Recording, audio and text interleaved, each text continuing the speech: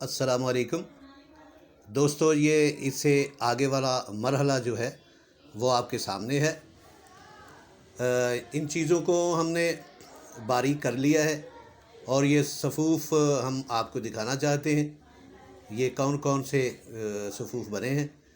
تو جناب والا، یہ صفوف ہے ریگ ماہی، یہ ریگ ماہی کا صفوف ہے، اور یہ جندب دستر ہے، یہ صفوف جندب دستر ہے۔ ہم نے علیحدہ علیحدہ ان کو صفوف کیا ہے، اور یہ جو سفیدی مائل ہے یہ سچا موتی ہے یعنی مروارید ہے، اور یہ بہت باریک کیا گیا ہے عرق گلاب میں۔ تو یہ جو ہے یہ صفوف زعفران ہے، زعفران کو اچھے طریقے سے باریک کیا گیا ہے، اور یہ جو ہے یہ صفوف چاندی اور سونا یعنی طلا، ورق طلا اور ورق نقرہ اکٹھوں کو ہی، دونوں چیزوں کو ہی ہم نے باریک کر لیا ہے۔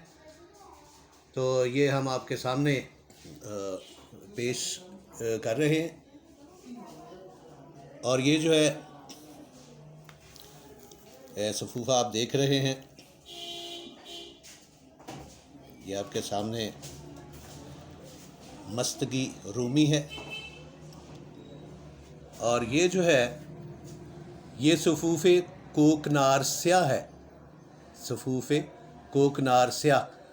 سمجھنے والے سمجھ جائیں گے کہ یہ کیا چیز ہے۔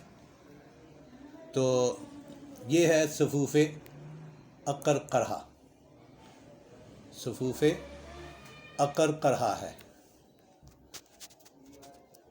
تو دوستو یہ عنبر ہے، عنبر کو چونکہ ابھی ہم نے باریک نہیں کیا، یہ عرق گلاب میں اسے، اور یہ مشک ہے، مشک خالص، یہ کستوری بھی جسے کہتے ہیں، ان دونوں چیزوں کو ہم اکٹھا کر کے عرق گلاب میں ان کا تھوڑا سا محلول بنائیں گے تاکہ یہ عرق گلاب میں حل ہو جائے، اور اس میں پھر دوسری چیزیں مکس کر کے اگلے مرحلے میں ہم اتاریں گے۔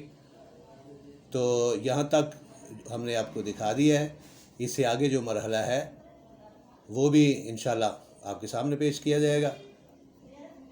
تو یہ جو ہے یہ ورق نقرہ 12 نمبر دفتریاں ہیں، یہ دونوں ہی، یہ بعد میں جو گولی بنائیں گے یا جو بھی بنائیں گے اس کے اوپر ہم لگائیں گے۔